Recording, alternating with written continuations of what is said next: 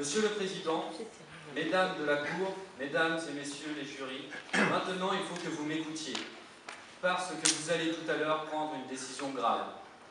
En lisant les débuts des plaidoiries, comme celle d'Henri Leclerc ici, j'ai toujours été fasciné. Quel talent ces avocats! Moi, je dois vous avouer, je suis un manchot.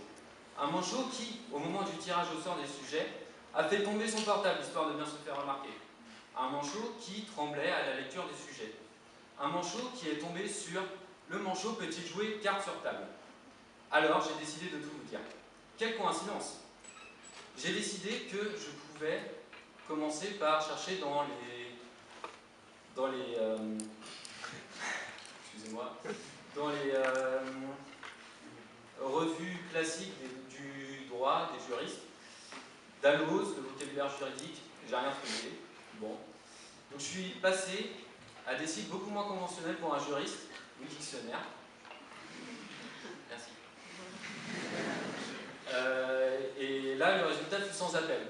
Alors d'abord, j'ai trouvé pour le manchot une définition au sens propre. Alors, le manchot, c'est un animal, et le manchot, c'est aussi une personne qui n'a pas de main. Pour ce qui est de jouer carte sur table, j'ai trouvé des cartes à jouer, comme ce que je tiens dans mes mains. Et donc là, à partir de là, je me suis dit, mais physiquement, pour un manchot, c'est pas possible de jouer carte sur table, enfin, un manchot sans main.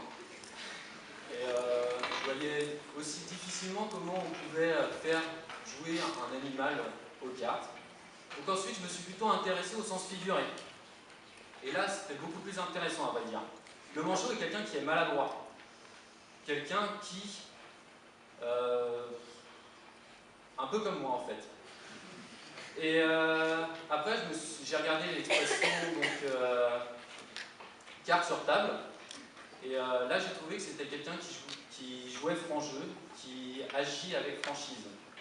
Et là, je me suis dit, mais un manchot, malgré sa maladresse, va pouvoir développer des qualités, d'autres compétences. L'animal a pour sa part la faculté de plonger très profondément et ainsi va pouvoir se nourrir. Une personne qui est sans main peut être douée de facilité intellectuelle dans les hautes technologies et ainsi il va pouvoir, malgré ses points faibles, trouver des points forts. De même, une personne aveugle, bien que ne voyant pas, va pouvoir augmenter sa faculté auditive. Pour le manchot au sens figuré, c'est pareil. Il sait qu'il est maladroit, mais il va pouvoir accroître d'autres qualités comme son intellect, sa franchise, peut-être. Les manchots comme moi, ils voient tout de suite un peu plus clair.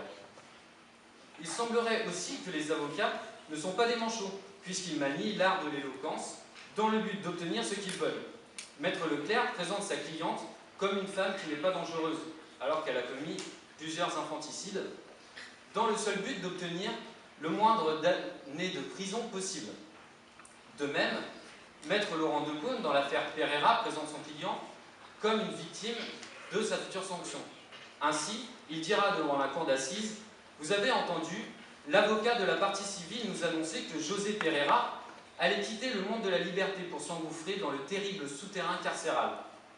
C'est comme s'il était écrit au fronton de cette cour d'assises « Vous qui entrez ici, oubliez toute espérance. » Mais si Dante, avec son enfer, a montré le destin de l'homme qui est de mourir, un autre génie, Shakespeare, dans son Hamlet, nous a montré la vraie nature de l'homme qui est d'être libre. Doute de tout, dit Hamlet à Ophélie. Doute de la lumière, doute du soleil et du jour, doute des cieux et de la terre. En jouant de la sorte sur le doute, l'homme accusé d'avoir tué l'amant de sa femme d'une vingtaine de coups de couteau sera acquitté à la suite de la plaidoirie de son défenseur. Après second jugement, il sera condamné à 18 ans de prison. Mais pour certains avocats, il ne suffit pas de l'adresse des mots pour émouvoir et abattre ses cartes. Éric Dupond-Moretti expliquera dans le journal Le Monde que devant la cour d'assises, on parle toujours de la même chose, de l'amour, de papa-maman, de sa femme, de ses gosses, avec les mots des pauvres gens, comme dit Ferré. Moi, j'adore les mots, mais je déteste la littérature. Ou alors, Pagnol, parce qu'il aime le mot manuel. Il sous-entend ainsi que le langage des pauvres gens serait vertu de franchise. Mais est-il manchot pour autant? Le manchot aurait-il pu obtenir une condamnation de 14 ans de réclusion criminelle pour son client qui a tué sa femme avec une grande folie et qu'il était condamné à 20 ans en première instance. Cela semble difficile à admettre, cependant, le manchot ne gagne-t-il pas à jouer carte sur table? Un avocat doit être habile, parce qu'il est contraint de répondre à des exigences de certains de ses clients qui ne sont pas toujours d'une grande honnêteté. Il doit ainsi dire ce qui l'arrange et cacher, dissimuler ce qui pourrait le déjouer. A l'inverse, le manchot qui, quoi qu'il fasse, fera une gaffe, une grosse boulette, doit-il se contenter de dire ce qui l'arrange? Le mensonge, pour le manchot, risque juste de l'enfoncer un peu plus lorsqu'il sera découvert, aura des conséquences encore plus importantes que le résultat en cas de franchise. Il gagnera donc à être franc. Pour illustrer ce propos, l'article 434-13 du Code pénal dispose qu'un faux témoignage devant une juridiction ou un officier de police judiciaire fait encourir à son auteur jusqu'à 5 ans d'emprisonnement et 75 000 € d'amende. Ça laisse à réfléchir, non? Alors allons encore plus loin. Imaginez ce même manchot qui a fait un faux témoignage va payer sa mauvaise foi presque de façon la plus grave pour lui en étant accusé de complicité. Alors faut-il rappeler ce qu'est la complicité pour les L2 et L3 qui ont cours de droit pénal cette année? Je ne pense pas, mais faisons-le pour les L1 qui ont eu la bonne idée d'assister au concours de plaidoirie. Un complice, au sens de l'article 121-7 du Code pénal, est une personne qui sciemment, par aide ou assistance, a facilité la préparation ou la commission d'un crime ou d'un délit. Ainsi, le manchot, qui ne dit pas que l'assassin de la voisine lui a avoué qu'il partirait dans son patelin natal, risque d'être accusé de complicité de délit de fuite ou encore de meurtre. Mais que risque-t-il réellement?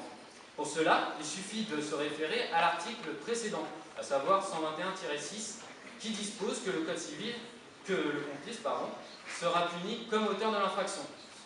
Donc, un manchot, parce que l'assassin est une personne sympathique et que la voisine lui cassait les pieds depuis 20 ans, en commettant un faux témoignage, se met réellement en danger de condamnation. Ainsi, le manchot gagnerait à jouer carte sur table, puisque moins habile, il risque juste de se casser lamentablement la figure en essayant de cacher la vérité. Et je ne parle pas de toutes les sueurs folles qu'il aura à tenter de garder son mensonge secret.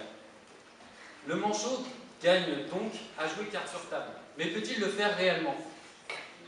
En faisant ma démonstration, je viens de vous le prouver. Merci.